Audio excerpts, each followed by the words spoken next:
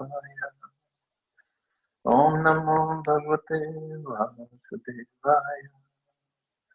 Narayanam Namaskritya Naram Chaiva Narottam Devim Saraswatim Vyasam Tato Jayante Nashtaprayeshu Bhatreshu Nityam Bhagavata Sevaya Bhagavati Uttam Shloke Bhakti Bhagavati Neshtiki. So continuing with the discussion on Srimad Bhagavatam, Canto 4, Chapter 4, Sati quits her body, text number 17 onwards. Karano pidha niryadya kalpa ishe dharma vittarya srini nribhyasya mani chindayat tasya rushitim asatim prabhushtheya jevam asunapi tato visrijet dharmaha. Sati continued, if one hears an irresponsible person blaspheme the master and controller of religion, one should block his ears and go away, if unable to punish him. But if one is able to kill, then one should by force cut out the blasphemer's tongue and kill the offender. And after that, one should give up his own life. So means in no way we are promoting the fanaticism that we go and keep on killing others. It says after that one should give up his own life. The argument offered by Sati is that a person who defies a great personality is the lowest of all creatures. But by the same argument, Daksha could also defend himself by saying that since he was a Prajapati, the master of many living creatures and one of the great officers of the great universal affairs, his position was so exalted that Sati should accept his good qualities instead of vilifying him. The answer to that argument is that Sati was not vilifying but defending. If possible, she should have cut out Daksha's tongue because he blasphemed Lord Shiva. In other words, since Lord Shiva is the protector of religion, a person who vilifies him should be killed at once. And after killing such a person, one should give up one's life. Why? Because even unintentionally, he heard the blasphemy of a person like Shiva. That is the process. But because Daksha happened to be the father of Sati, she decided not to kill him, but to give up her own life in order to compensate for the great sin she had committed by hearing blasphemy of Lord Shiva. The instruction set forth here in the Srimad Bhagavatam is that one should not tolerate at any cost the activities of the person who vilifies or blasphemes an authority. If one is a Brahman, he should not give up his body because by doing so, he would be responsible for killing a Brahman.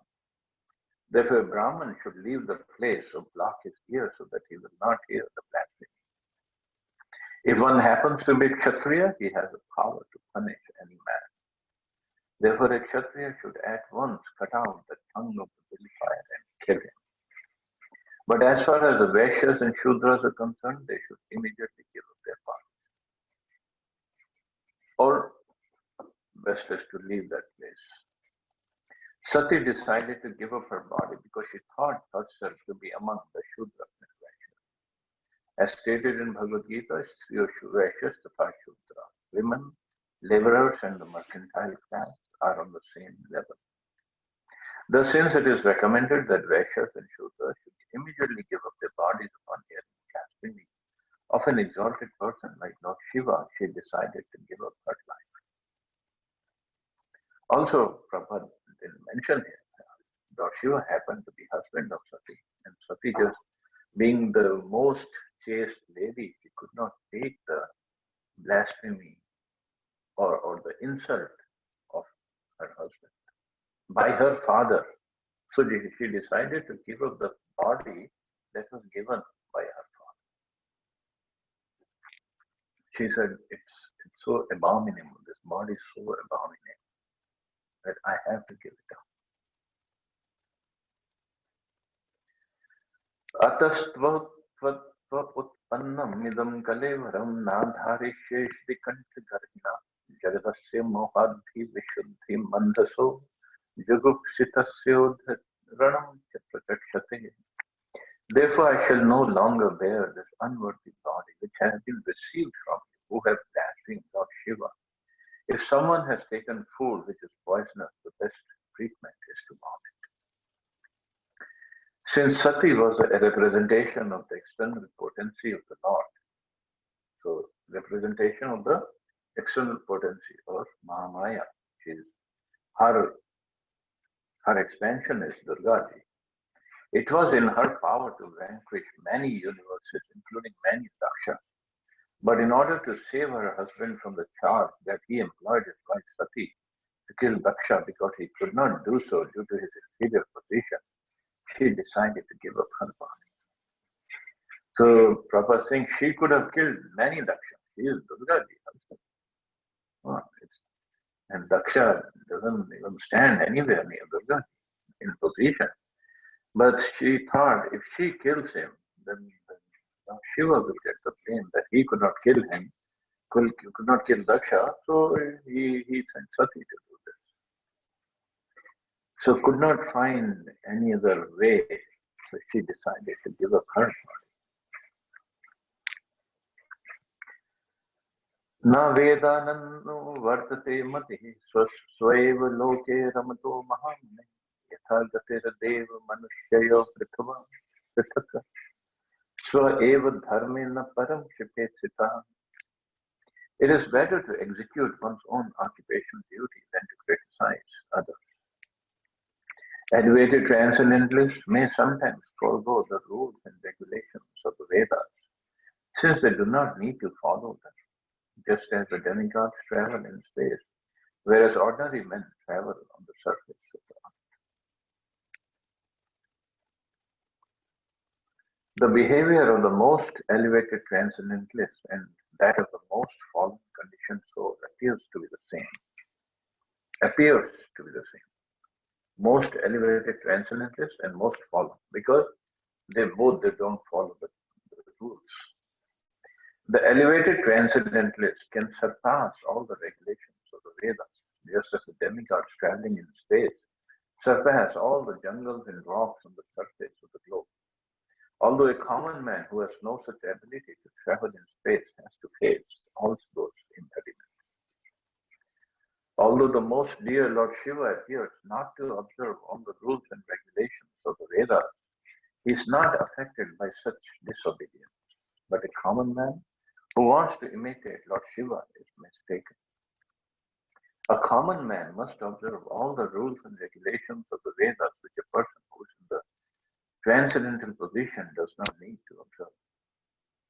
Daksha found fault with Lord Shiva for not observing all the strict rules and regulations of the Vedas, but Sati asserted that he had no need to observe such rules. It is said that for one who is powerful like the sun or the fire, there is no consideration of purity or impurity.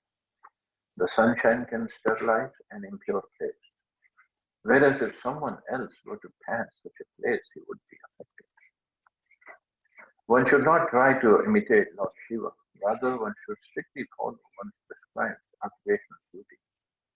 One should never vilify a great personality like Lord Shiva.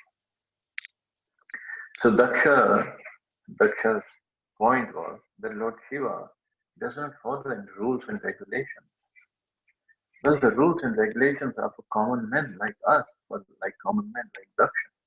Not Lord Shiva. He is beyond that. The rules and regulations of like taking bath regularly and not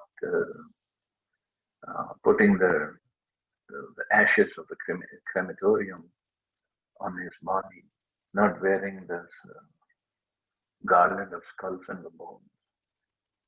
So if a person who is the lowest of the mankind, less than even Shudras follow some rules, like Chandal or others, they also don't follow these rules. They don't take bath regularly and they do all sorts of nonsense things. But Lord Shiva is on a different platform altogether. It's on a much higher platform. He's a topmost Vaishnava, even if he doesn't follow, just like we read about Gaur Kishore Das Babaji Maharaj. He would sometimes sit in a latrine or next to latrine, he would sit and chant his bhajan. Normal people like us, we cannot follow that. But he would do that regularly, but his point was different. And he was so transcendently situated that even in the latrine when he would chant his bhajan, people would go use the latrine afterwards. They would hear Hare Krishna Mahamantra coming out of the stones of that latrine, or the rock, or the whatever the bricks the latrine was made of. That was the potency of Gaurkishore Das Babaji Maharaj. A madman can also do the same, who's completely below. He can sit in the latrine and chant, but he won't have the same potency. So Prabhupada gives the example of just like the demigods traveling in space. So even a person, or like if we are on the road and the traffic signals are there, so we have to follow the traffic signals or the rules of the traffic. But if a person who's in an aeroplane, he doesn't have to stop at the traffic signal. He just goes above it. And also, at the same time, if the animals are on the road, they don't have to follow the traffic signal. But that doesn't mean the animals are same as a person sitting in the airplane. The signals, the laws, the rules are for us, the conditions, not for animals, not for demigods. So, but Daksha found fault with Lord Shiva for not following, not observing all the strict rules and regulations, because he did not understand the position of Lord Shiva. And in the process, he ended up offending Lord Shiva, and now he ended up offending Sati also. Karma pravrittam cha nivrittam apiritam vede vivichyo bhyalingamashatam virodhi tad yog padak kartari dvayam tatha brahmani karma narchati.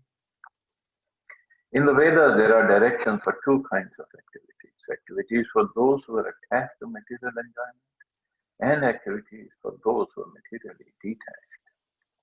In consideration of these two kinds of activities, there are two kinds of people who have different symptoms. If one wants to see two kinds of activities in one person, that is contradictory. But both kinds of activities may be neglected by a person who is transcendently situated. The Vedic activities are so designed that the conditioned soul who has come to enjoy the material world may do so under direction, so that at the end he becomes detached from such material enjoyment and is eligible to enter into the transcendental position. The four different spiritual orders, Brahmacharya, Grihastha, Vanprastha, and Sannyas, gradually train a person to come to the platform of transcendental life. The activities and dress of a grihastha or a householder are different from those of a sannyasi, one in the renounced order of life. It is impossible for one person to adopt both orders. A sannyasi cannot act like a householder, nor can a householder act like a sannyasi. So they both have a different set of activities, different set of duties to perform. But above these two kinds of persons, one who engages in material activities and one who has renounced material activities, there is a person who is transcendental to both, and who is above both, above these material designations of householder or sannyasi. Lord Shiva is in the transcendental position because, as stated above, he is always absorbed in the thought of Lord Vasudeva within himself. So Vaishnava is beyond that. Although a Vaishnava, still Vaishnava, like we are trying to be Vaishnava. And we are, Shashwati Mata, please. And the Vaishnava tries to, we are trying to be Vaishnava. At the same time, If we are Grihastha, we try to do the duties of a Grihastha to um, set an example for others to follow. But Lord Shiva is in complete transcendental position. So even if he doesn't follow these rules, nobody can blame him because we're not supposed to imitate Lord Shiva. We are supposed to follow his instructions, not imitate. We cannot imitate. It's way beyond. The transcendental position of before that. He is in the Paramhamsa stage, the highest perfectional stage of life. The transcendental position of Lord Shiva is also explained in Bhagavad Gita. It is stated here that when one fully engages in the transcendental service of the Lord by performing activities without fruitive result, one is elevated to the transcendental position. At that time, he has no obligations to follow the Vedic injunctions or the different rules and regulations of the Vedas. When one is above the direction of the Vedic ritualistic injunctions for attaining different allurements and is fully absorbed in transcendental thought, which means thought of the Supreme Personality of Godhead in devotional service, one is in the position called Buddhi Yoga or Samadhi, ecstasy. For a person who has attained this stage, neither the Vedic activities for realizing material enjoyment nor those for renunciation are applicable. Means no pravritti, no nivritti, nothing is applicable. Even Srila Prabhupada, although he is an acharya means one who leads by an example, but Prabhupada showed his transcendental position by doing many activities which are not followed by people who strictly follow Vedic injunctions. Prabhupada's Guru Maharaj, Srila Bhaktisiddhanta Saraswati Thakur, also, what are those activities? Like Bhaktisiddhanta Maharaj, first ever sannyasi to move around in a car.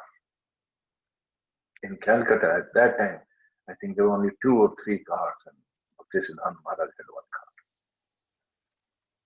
It wasn't that he was showing off his opulence. He was showing that one who's a devotee of Krishna can provide any facilities for that devotee and to preach, he said, because he was using that car for preaching purposes, not for going for sightseeing or some other sense gratification. And for preaching, he had to go to different places, and motor car was a very convenient way at that time. And that would impress people. That would even impress British who were ruling India at that time. Bhaktisiddhanta Maharaj was the first sannyasi to wear stitched clothes. Sannyasis are not supposed to wear stitched clothes. Only dhoti and a chadar on the top, which is not stitched. But Bhaktisiddhanta Maharaj, he would wear a coat. We can see pictures of him wearing coat and shoes he wore. Because he used everything in the sun. And for preaching purposes, he had to go to different places. He wasn't just a sannyasi who would, because he had taken sannyas and he would sit in the ashram and just chant. He had to preach. In fact, he went to Radha Kund in a car. And he was criticized by the Babajis of Radha Kund. But when he spoke at Radha Kund for Chaturmasya, he spent one Chaturmasya there, and all the Babajis, knowing him to be a great scholar, a great devotee, great Vaishnava, they assembled to hear him. He would give lectures every day. And he only spoke of Upanishads, especially Isha Upanishad. He wasn't speaking about the Ras Leelas of Radha and Krishna and the intimate pastime. That was his knowledge. He went to, at that time it was in Bangladesh, but now Bangladesh. He went there 3 months. 3 months he gave lectures only on the first shloka of Srimad Bhagavatam. For 3 months, only on one shloka. That was his knowledge. scripture. We can't even imagine giving first local lecture for maybe 10, 15, 20 minutes. He gave lectures for 3 months continuously.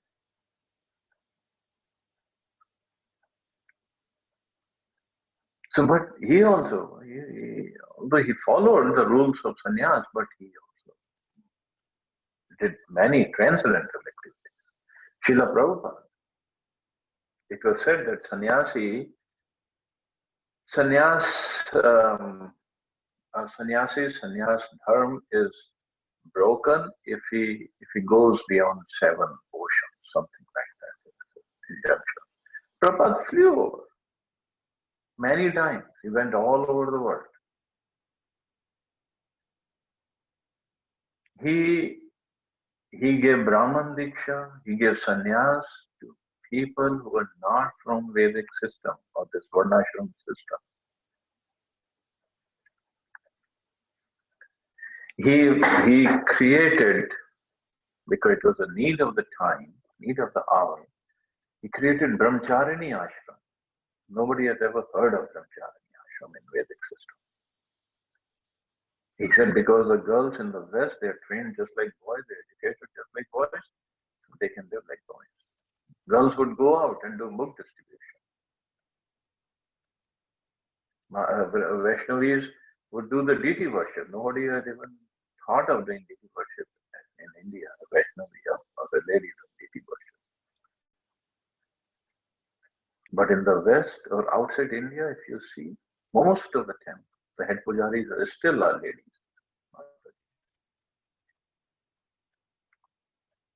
Deity worship is blessing the deities, doing the arti, doing the offering, everything. If we see in India, when we go on the altar, we are not supposed to wear any stitched cloth. There should not be no stitching. It should be raw, plain cloth for dhoti, for kopin, and for chadar. Nobody should wear kurta. Nobody wears kurta. The altar. Prabhupada himself, if you look at the time of Vrindavan temple opening, Prabhupada was doing first arti of Krishna Balram, and he's wearing a kurta. If you see his famous picture of him doing this more punk, peacock fan to the deities, and then he turned around, did offer of peacock fan out to all the devotees, and the devotees took clicked pictures, and this is a very famous picture, and Prabhupada is wearing kurta. See, these rules are for us to follow, for our purification, not for somebody like Srila Prabhupada. Prabhupada would be in the room or in the house where only his female disciples were there, because male devotees would go out for Sankirtan and females were there, taking care of the deities, taking care of Prabhupada's cooking and whatever. And Prabhupada would be alone with them. Where we have heard of sannyasi being alone with ladies in the same house. Malti Mataji many times drove Prabhupada's car with only Prabhupada sitting. Many places. So obviously we cannot imitate Srila Prabhupada. There is then every chance of us falling down. Now, there is a chance of us falling down. We are not even walking or sitting. We are crawling. But whatever place we are, it can put a stop in our body. But Prabhupada was transcendent. So the rules are for common people, common fallen conditioned souls like us. Not for like Lord Shiva. And certainly not for, the same rules, we cannot say it applies. Of course it applies, they don't follow like drunkards or drug addicts. They don't follow. So certainly Daksha was wrong when he was comparing Lord Shiva to himself, that he did not follow the rules. Mava padavya pitrismadata dastita yahyati shalasena dhuma dhuma vatmati tadannrita nritta tadannatri sumdhid bhiridita avyakta linga vadhuta sevita. My dear father, the opulence we possess is impossible for either you or your flatterers to imagine. Means, us means we possess me and Lord Shiva, especially Lord Shiva. For persons who engage in fruitive activities by performing great sacrifices are concerned with satisfying their bodily necessities by eating foodstuff offered as sacrifice. We can exhibit our opulences simply by desiring to do so. This can be achieved only by great personalities who are renowned for self-realized souls. Sati's father was under the impression that he was exalted in both prestige and opulence, and that he had offered his daughter to a person who was not only poor but devoid of all culture.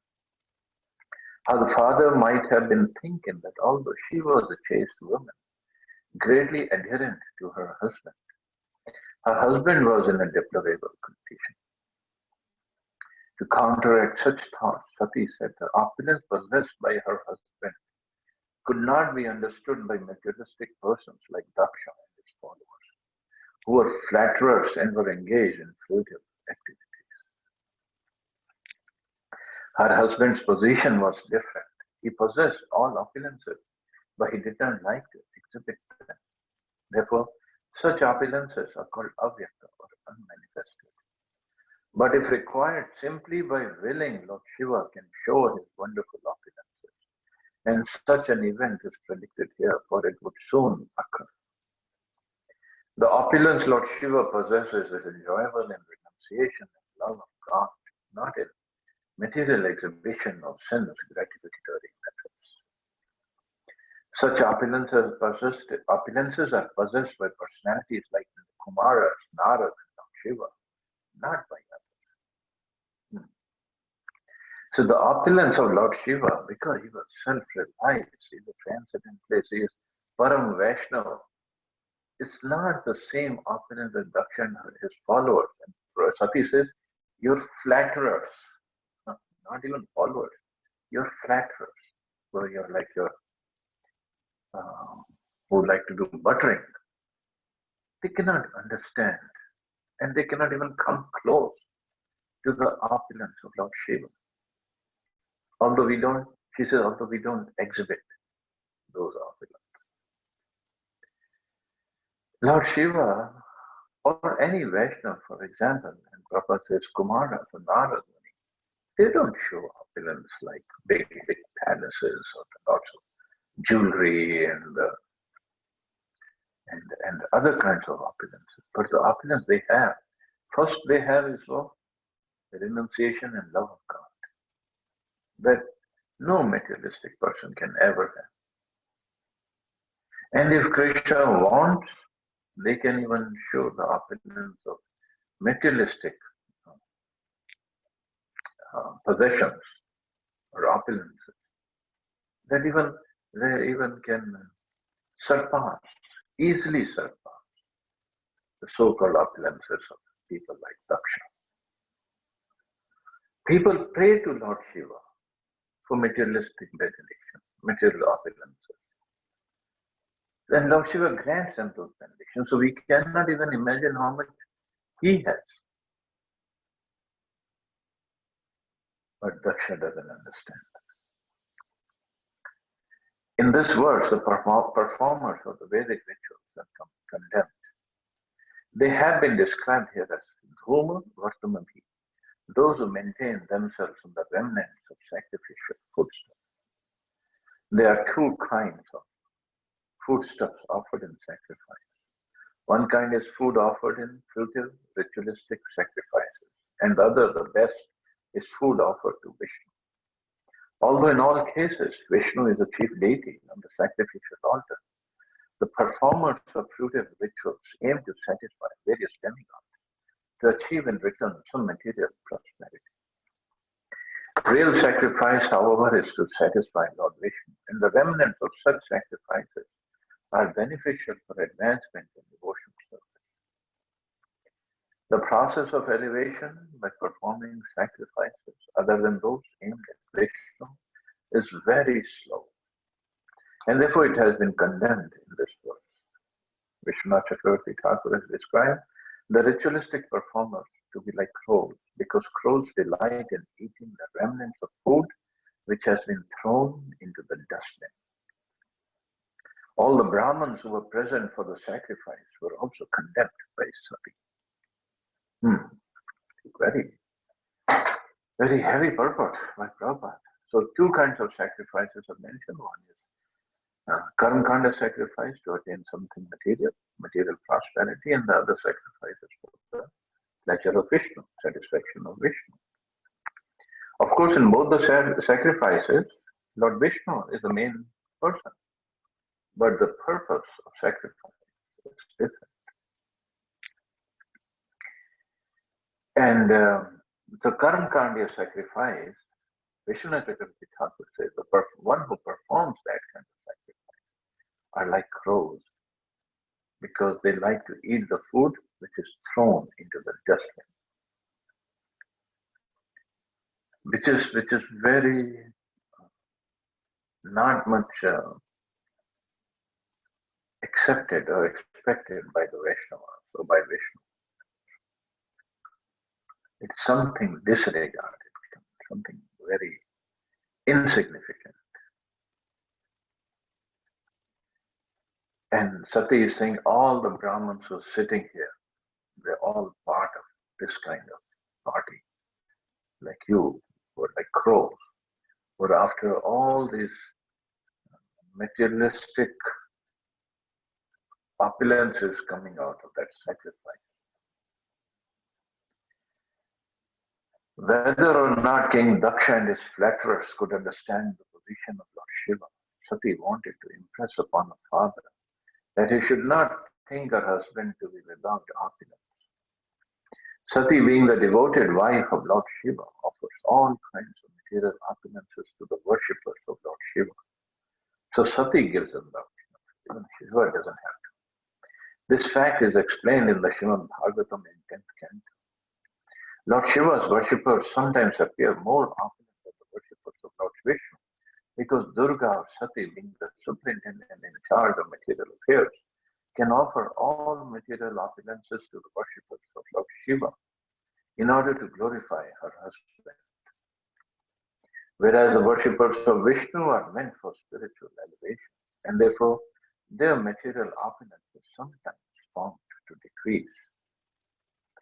And that is why some devotees like to worship both Shiva and Vishnu, just making sure that we get opulences from Shiva and we get bhakti from Vishnu. But that doesn't work for too long.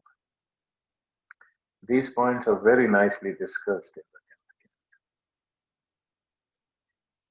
Canto. See, worshippers of Lord Vishnu, generally they're poor. Why? Because Vishnu, Krishna, doesn't want them to get entangled in the material world for too long. He says, just come back.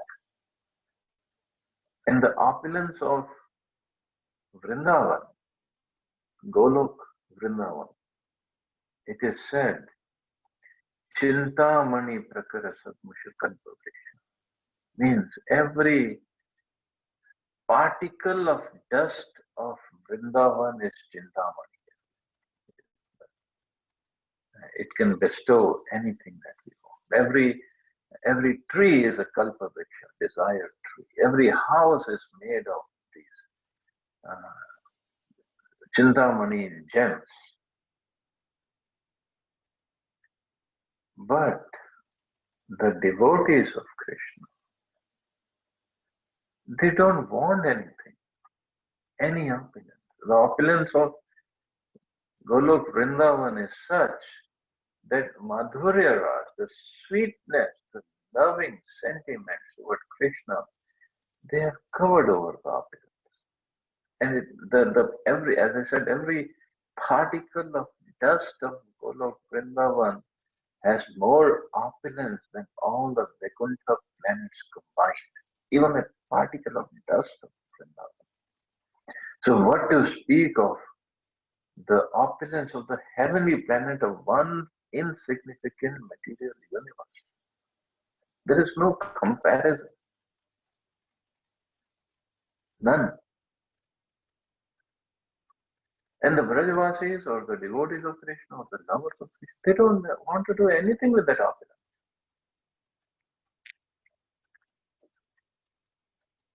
because they love Krishna so much. Because opulence, the material opulence, could be could be an obstacle in the loving dealings with Krishna. A devotee can get distracted. There are devotees of Krishna who are very opulent, like Yudhishthira Maharaj, Maharaj Amrish, Maharaj Parikshit, very, very opulent. But they were fully devoted, and all this opulence could not distract them. Look at Sudama. He was so poor, that although he never asked Krishna for any opulence, but he was a Brahman, he was doing his bhajan, and he was following the rules for Brahman. Brahman was supposed to go and beg, ask for charity. Him and his wife would go. It's just his wife was not happy seeing Sudama and her children in that condition, so abject poverty. So she asked Sudama to go to Krishna, to see Krishna, Dwarkadish, and it's not too far. They were living in the place, now it's a place called Porabandar, where it got famous because of Gandhiji. And it's not too far from Dwarka. And Sudama was living there for so many years. He never thought of going to see Krishna. But after his wife forced him, go see Krishna. At least should give us something so we can live properly. Not too opulent, but something. So Sudama was like, okay, I'll go see him. His point was he just wanted to see Krishna. And Krishna was his childhood friend. He didn't want to ask anything anyway. But he thought it's a good idea. I want to go and see Krishna.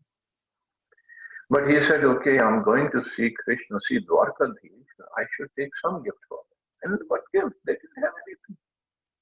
His dhotis, his clothes were all torn off. He didn't have anything. His wife went around and people gave her the charity of 3 palms of the flat rice. And when generally people, when they give charity something, they don't give the best kind of flat rice or anything. They give the worst kind of charity. And that's all she got. And Sudama somehow he tied up in a piece of cloth and he went to Dwarka. Somehow the doorkeeper let him in and Krishna met him. Krishna was so pleased to see him. So pleased. He brought him to his main palace where Rukminiji was there. And Krishna took him to the inner courts of the palace, to his own bedroom. Can you imagine? And why would a person take his friend, old, poor friend, to his own bedroom? You can only take somebody to a bedroom who's very, very intimate. When in the palace, there are so many rooms, guest rooms are there, lobbies there, or some other rooms are there where he could have met Sudama. But he took Sudama to his inner court, inner chamber. And he made Sudama sit on his own bed, which was, you can't even imagine the opulence of Krishna in Dwarka, and the bed that we can understand from the opulence of that Karna Muni, that plane that he made. So Krishna's opulence must be millions and trillions times more than what Karna Muni made. So Sudama was very hesitant and was very shy, thinking, what is Krishna doing? Krishna made him sit on his bed. And then he asked Rukmani, bring the container, water pot, and the container because he wanted to wash the feet of Sudama, his old friend. And he did that. Rukmani herself did that. And the queens were fanning Sudama, thinking, he's so dear to Krishna. He must be a great personality. And what was his dearness all about? Because they went to the same Gurukul, Sandipni Muni's ashram, and that too only for 64 days they were together. And after that, Krishna went back and Sudama went to this place. And even in that Sandipni Muni's ashram, Sandipni Muni had sent Krishna and Sudama to get some wood from the forest for the yajna, and they both went, and there was a thunderstorm. And they could not get back in time. Whole night they were sitting on the tree. Only thing Sudama did was the food that was given to them was with Sudama, and Sudama just ate that food in the night. He was cold, he was hungry, and the only thing he did do was ask Krishna if he wanted something. But anyway, that some people say that was an offense by Sudama. Krishna never took it as an offense. Then the question, and Krishna was doing the Pad Prakshadam, bathing the feet of Sudama. And then he asked, Sudama, did you bring me anything? Sudama was so shy, so hesitant, so scared to give him the offering of some flat rice, which was not one of the best quality. But Krishna knows everything. So Krishna grabbed that totally a flat rice, and he ate one palmful, and he loved it. He said, oh, this is so sweet, so tasty. He wanted to eat the other. I'm not remembering if he ate one or two palmfuls that is mentioned. But Rukmaniji stopped him. Rukmaniji said, your stomach will get upset. But that wasn't the main reason. The main reason was Rukmaniji thought, her expansion is Lakshmi. Rukmaniji thought, by eating one palmful of flat rice from Sudama, you have given me to him. Means you have given him all the opulence. Now, if you eat more, what else you will give him? He is already a devotee. He already got all the opulence. What else you can give him? But look at the character of Sudama. Even though he was in abject poverty in his place, he never asked Krishna for anything. All he asked for devotional service. And while sitting on the bedstead in the house of Krishna, he was being served by Krishna and his queens. He never asked for anything. He didn't even have a desire to ask. Krishna could have fulfilled his desire, but he didn't even have a desire in his heart. That was stopping Krishna from fulfilling his desire. But Krishna understood the desire of his wife, Sudama's wife. So Krishna let Sudama go after this, after serving him. He didn't give him anything. And Sudama, while going back to his village, he was thinking, oh, I'm very happy Krishna didn't give me anything, because I could have been distracted. My bhakti could have been stopped. The mind could have been distracted. But the opulence of a devotee is always in the mercy of Krishna. Krishna being so merciful, he made a palace. Vishwakarmaji made a palace overnight at the place where Sudama's hut was there. And when Sudama reached this place, he was looking at this palace. He thought, well, maybe I got the wrong address. I came to the wrong place. And then he was trying to go away, and the maid servants came running out from the palace. Oh, Sudama, my master, our master, please come in. He was like, our master? I'm your servant. I don't have anything. You're coming from such a big palace. He couldn't even recognize his wife and kids. They were all dressed up. Then he understood it, all mercy of Krishna. So the opulence of devotees is very hard to understand. They don't sometimes show their opulence, or they don't even want to ask Krishna for any of it. All they ask is give me surface. That's all. It's just mercy of Krishna. Like when Yudhishthira Maharaj, he did it in the first canto. When he performed so many yagyas, so many sacrifices, Ashwamedh yagya and other yagyas, and he gave so much, plenty of donation in that yagya to Brahman. What was his purpose? His purpose was not to become a Chakravarti Samrat by doing Rastriya Yagya and this and that. His purpose was to show to the world that devotee of Krishna can do so many wonderful things. That was his only purpose, to glorify Krishna. So the opulence of devotees is nobody can even imagine and nobody can surpass. It's just they don't want to show the opulence. But Krishna's mercy, they can have plenty. And Krishna's mercy, Krishna can take away everything a devotee has also, just to make him more surrendered. So it's all up to Krishna, whatever he wants. So in this case, even Sati is saying, I can give material opulences to all kinds of worshippers. And I'm just to make sure that people understand the position of my husband, Lord Shiva. That's chastity. But here in this, and as Prabhupada said, she could have even killed Dakshin. Not a big deal for her. But that could have brought down the fame of Lord Shiva. So thinking of all these different aspects, she decided to give up her body. So that we'll read later. So we'll stop here and see anybody has any questions or comments.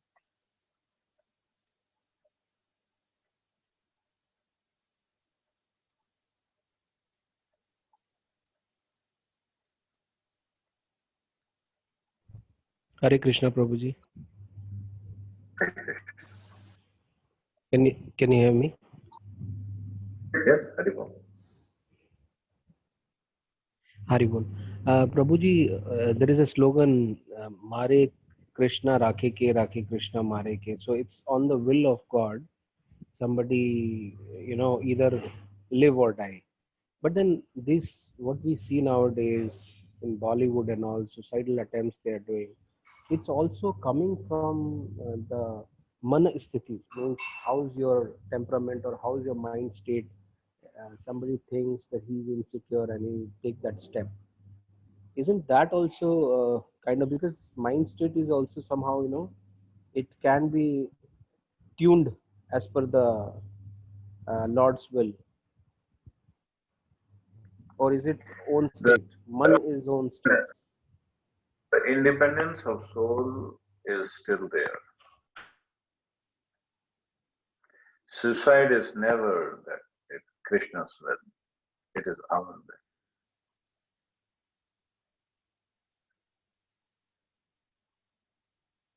Because Krishna is supremely independent. It's really annoying to see. We are part and parcel of Krishna. So we have a little independence. So that independence can be misused. And we have been misusing, not in terms of suicide, but in other terms also. Yes, it is annoying. It is very heartbreaking. But actually, this is what Prabhupada says in first canto in one of the verses, that people are not following the Vedic system, and the responsibility goes to the preachers. They're not preaching properly. We're not preaching the message properly. Yeah, it is very devastating when somebody like this. There's so many people committing suicide every day. Why? Why should they come to that position? that they don't see any hope in the life in the world. We should be doing a better job, giving them some hope.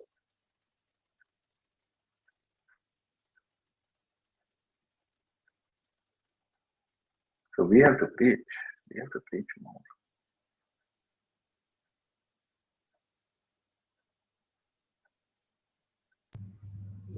I believe, Prabhuji, the tendency of a human being is that he or she becomes so materialistic that they have nothing just to maintain their status and show offs, be it car, house, penthouse, like Sushant Singh Rajput issue was there, and they want to keep, or they are so frustrated.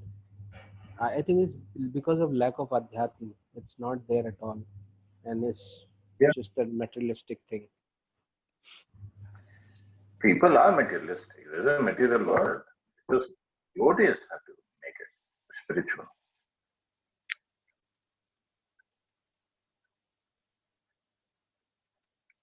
You're talking about only materialistic people committing suicide. I have seen devotees committing suicide. Yeah, true, Prabhuji. But then, like, let's suppose in our case, somehow, I mean, half an hour of listening the classes, it gives a kind of strength to bear, or any kind of pain, or something which comes up, any storm comes up in life. At least we are able to balance it.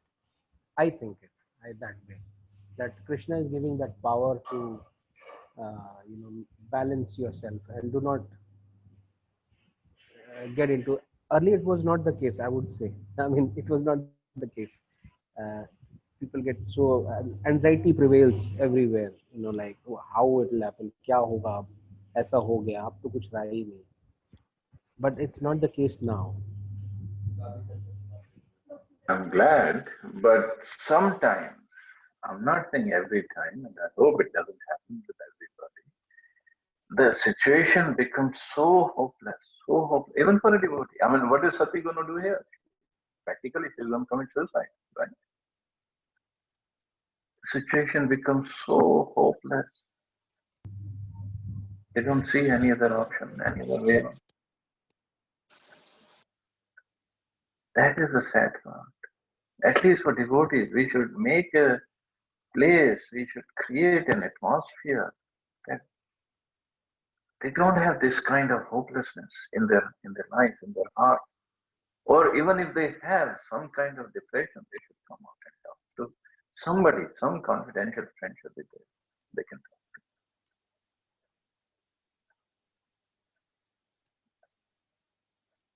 It's very important that we preach, not only preach the message, we act as a good friend, good confidential friend to devotees. And all it takes is just listen unconditionally, without any judgmental mind. That's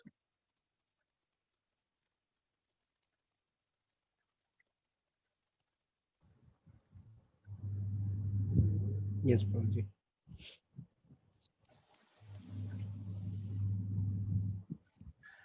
okay. Thank you so Any much, other Prabhuji. questions? Any other questions or comments?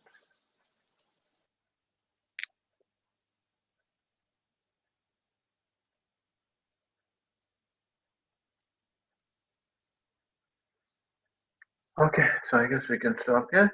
I think looks like Jagannath Rath Yatra is not going to happen in Puri on whenever it is 22nd. So 21st will be Gundika Marjan. So I know we cannot go to the temple to do Marjan, but we can clean the temple in our house. That is the temple, temple room, and if we can clean the whole house, that's even better. So at least plan to do that. So that will cleanse our heart. That's the idea behind Gundika Marjan. So please plan on doing that. So you all have a safe and wonderful day. Hare Krishna. Jai Shri. Jai Hare Srila Krishna, Prabhupada. Jai Srila Jai Srila Prabhupada. Prabhupada. Thank you so much, Prabhuji. Srila Prabhupada. Thank you so much, Prabhuji. Prabhuji.